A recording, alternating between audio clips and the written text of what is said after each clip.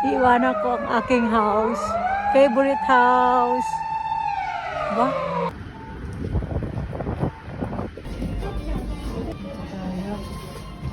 Chicken? Makain mo akong chicken. Katapos mag-ofro.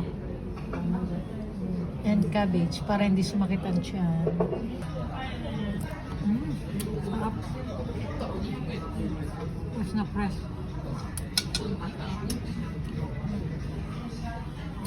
Atay.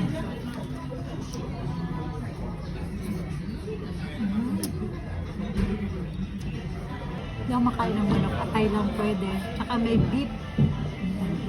Sarap.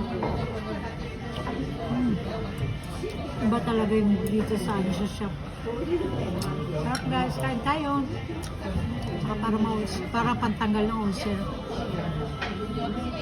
Sarap.